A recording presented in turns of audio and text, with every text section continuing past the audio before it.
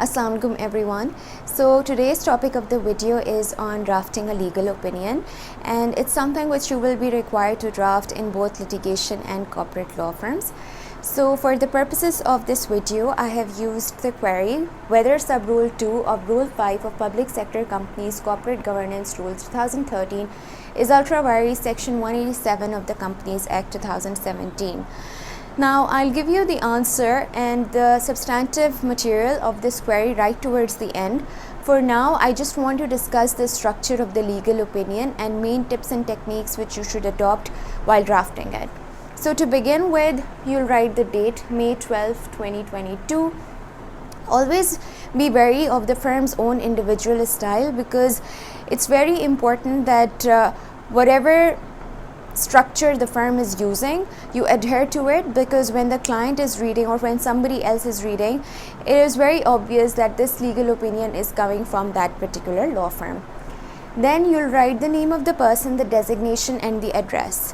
So at times people just neglect to write the name of the person, so always remember to write the name, so that in case you're sending the hard copy, it is always better to write the name so that it does not get lost as to whom is it addressed. Then write dear sir, madam, depending on who is the query coming from.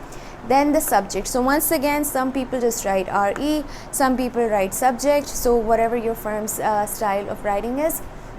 Then advice on whatever the query is, or legal opinion on whatever you prefer. Then we write with reference to, in this case, sub-rule 2 of Rule 5, so on and so forth. Then you'll write the introduction query. So in the introduction query, you'll write that we are writing with regard to the query which pertains to so and so. So it's a very brief introduction that we've been instructed to by so and so regarding this particular query. Then you'll mention the facts. When it comes to the facts, always make sure that you have the right facts. If there is something which you need to know further, then please do raise the query with the client, or ask the partner if that particular fact is necessary for the purposes of writing the opinion. Then the next heading would be documents reviewed. So whatever the documents have been provided by the client, you'll mention all of those over here. So this is important, because in case the client says that, I had given this particular document as well, so you have a track record, know that, these are the only documents that we were given. Then the next section would be laws reviewed. So this is very important, because a lot of times people miss the amendments to the law. So even with Companies Act 2017, there have been amendments introduced. So unless you go through the amendments, you will never be sure of what exactly the law is, especially if that particular section has been amended. Then there might be cases where a particular law has been repealed. So Pakistan law side, unfortunately, is not that thorough when it comes to mentioning which law has been repealed or what are the amendments. So in corporate law especially, you can't rely on Pakistan law side only. It's something which a lot of litigation law firms rely on, but that's because of preparing for cases and not for the purposes of writing legal opinion. Now, of course, you can go to Pakistan law side for the purposes of extracting case law and statutes, so on and so forth. But because unfortunately there is no central database in Pakistan which lists all the statutes and what are the amendments, what are the repeal laws, so you really need to navigate from one source to another, such as Google, Pakistan law site, SECP's website, depending on what kind of query is, perhaps Ministry of Interior's website.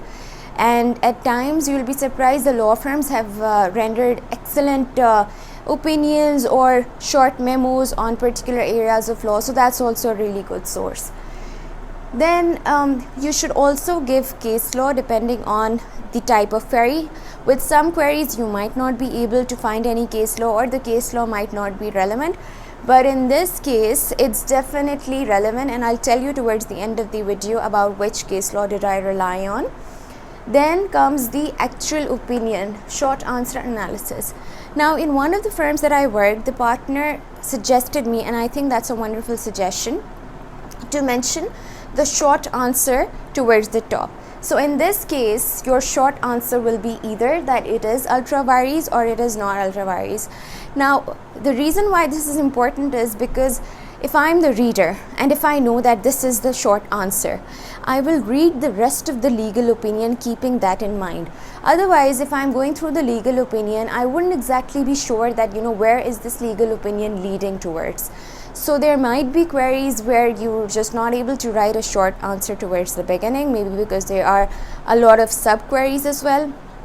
So just try to kind of figure out for yourself whether you can give a short answer or not. And then after giving the short answer, then you can further dilate towards the analysis. And then the last part would be conclusion. So your conclusion should not be very long. It should be to the point, very concise, and it is also in a way a short answer, but it's a little more elaborate than a short answer because it will conclude with, on the basis of this law, this case law, it can be argued that so and so forth. Okay. And then the closing statement would be, we trust the above clarifies. Please do not hesitate to contact us if you have any further queries pertaining to the above. Now the last statement can also vary, so choose your own style, because just do not blindly copy whatever the firm's style is. Try to keep your own unique way of writing as well.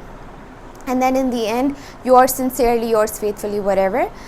Okay, so this is the main structure of the legal opinion that I have discussed. The next thing that I'll discuss are the tips and techniques. So one of the tips is that whenever you're working on a legal opinion, do not be shy in terms of asking other colleagues whether they have worked on a similar legal opinion, because it's always nice to get little bit of background as to whatever the law was, and if it has been repealed, and if somebody has worked on, and what sources did they look into, all of that. Some firms are excellent in terms of maintaining a database, so rather than working on an opinion from scratch, just search in the database if that particular subject matter has already been covered in a legal opinion. Then the next thing is Google the keywords of the legal opinion. A lot of times I have started off by typing the keywords in Google, which have led me to excellent sources, maybe a law firm's website that has discussed that particular subject matter, maybe an article, or maybe a judgment. So it's always nice to, like I said, cover your research from a number of sources. Then save the opinion and make a folder. So this is also very important.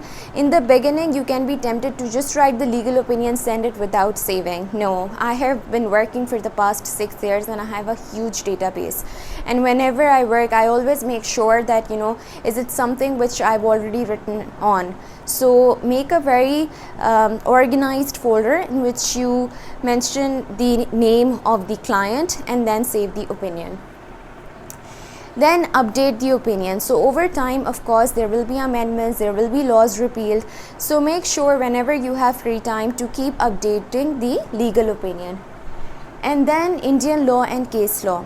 So a lot of times there may be instances where there is an Indian statute which is exactly the same as a Pakistani statute, for instance Contract Act 1872, and if there is a query on Contract Act 1872, then what you can do is that you can not only rely on Pakistani case law, but you should also then rely on Indian case law, especially the Supreme Court cases.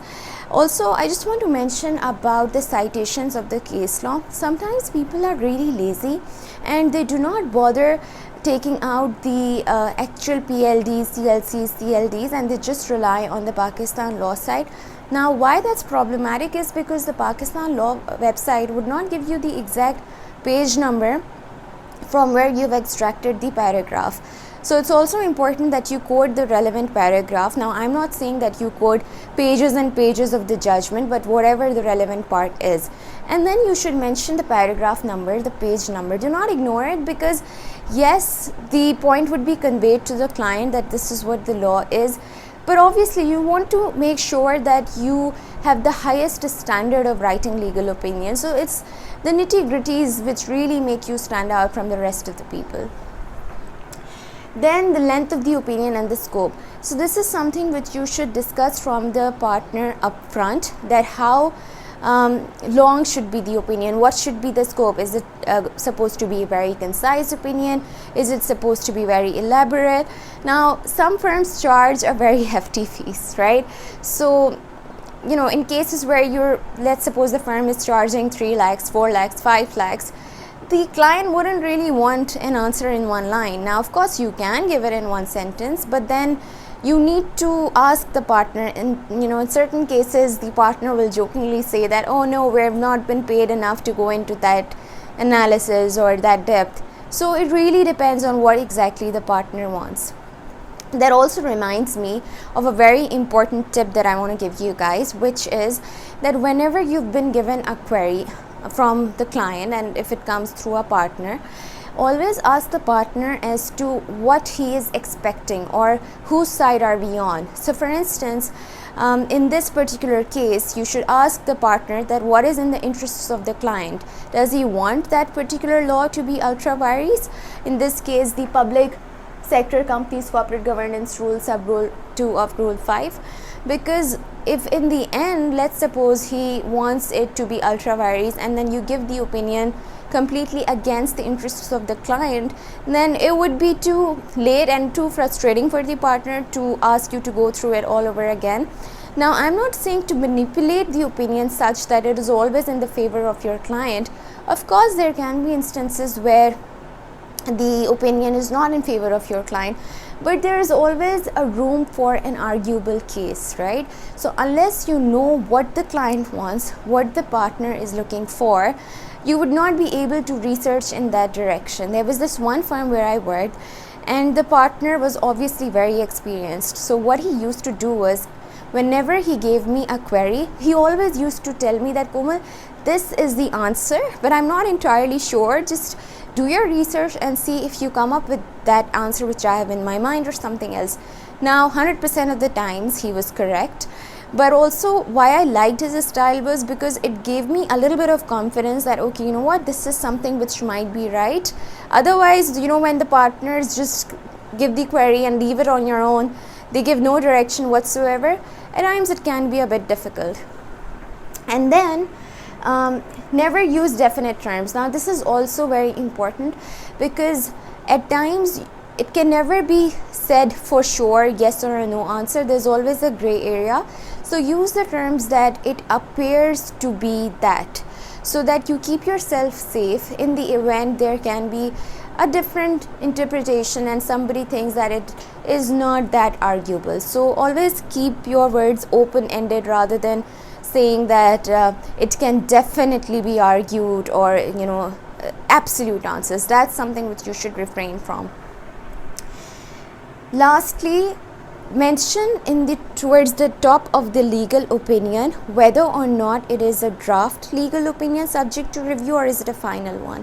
Now of course, if it is a final one, you do not really need to write final opinion, but you also don't need to write whether it's a draft opinion. Now why it's important to write draft opinion subject to review is because at times the client would want to review it first before disclosing certain other facts, which for the client they may be necessary only if that is required for the purposes of the legal opinion. So that way you're keeping some room that in the event the client wants to kind of even elaborate the query further or give you more facts, the opinion is left open-ended, that we can review it subject to the client providing some further information or the client asking further queries. Okay guys, so this is the final opinion. So I've deleted the name of the client and all the information that is confidential. So as you can see, I have mentioned the date, the address, the subject and the query briefly, then the material facts. So this is the short answer. In our view, sub-rule 2 of rule 5 of the PSC rules is ultra vires subsection 1 of section 187 of the Act, to the extent that it authorizes the government to concur in the appointment of CEO in the case of a company where the majority of directors are not nominated by the government. The term government as used in the Act and the PSC rules does not, in our view, include XYZ. This is the analysis.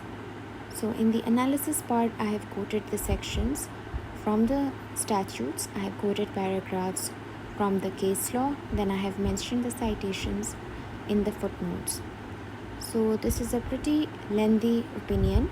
For those of you who want the opinion, I'll email it to you from my email address, and I'll mention the email address in the description of this video. So towards the end, I have mentioned the conclusion.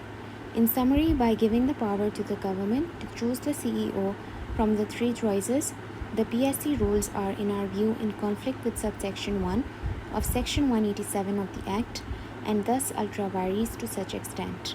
The additional requirement for the government to concur is, in our view, a material addition to the Act which is against the principles established by the Supreme Court. So hope you guys liked this video, and let me know if you have any suggestions on which I should make further videos.